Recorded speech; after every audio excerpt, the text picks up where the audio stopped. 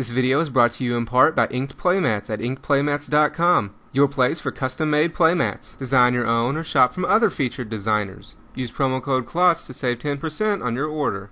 Inked Playmats, your game, your style. Check out Something to Do on their website and come join us for a fun, friendly F&M environment. Hello everybody, this is Kevin from KlotzProductions and welcome back to another Magic the Gathering gameplay. For this match we have Dakota playing Blue-White Delver. He's going up against me with my Grixis control deck. We're actually going to start out on Game 2 of this match because Game 1 wasn't worth watching and all you really need to know is that I was the victor. Dakota started off by using a Seachrome Coast to cast a Delver of Secrets, then I laid down a Darkslick Shores.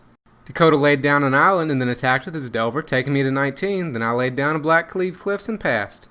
Then Dakota played a second Delver and laid down a Glacial Fortress, however I countered the Delver with the Mana Leak, then he attacked with the first one, taking me to 18. I played Land Go again, and then Dakota laid down an Inkmoth Nexus. He animated the Nexus and attacked with it along with the Delver. I wasn't paying attention though and didn't catch that it had Summoning Sickness, so just took the damage and got a poison counter and went down to 17. I passed again after playing a Drowned Catacomb, and then Dakota played a second Inkmoth Nexus. He animated the first Nexus and attacked again, taking me down to 16 and giving me a second poison counter. Then at the end of the turn, I played a Tribute to Hunger and Dakota decided to sacrifice his Nexus, taking me back up to 17.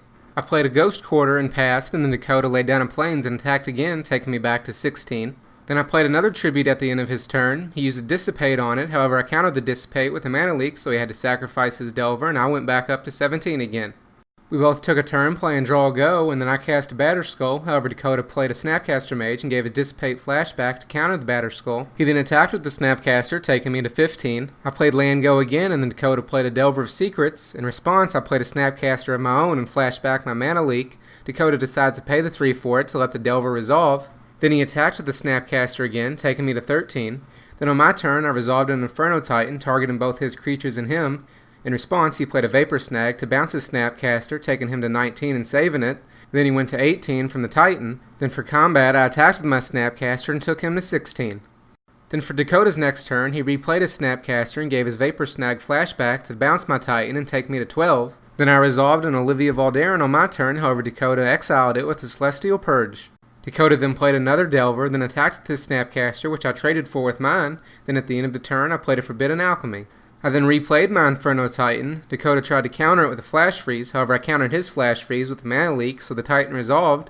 When it came into play, I killed his Delver and did 2 more damage to him, dropping him to 14. Then for Dakota's next turn, he started off by playing a Ponder and rearranged the cards on the top of his library.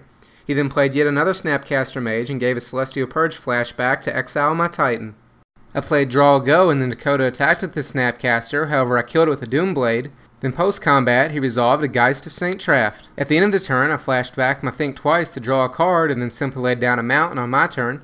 Dakota then attacked with his Geist, bringing the Angel along with it and doing 6 damage to me, taking me down to 6.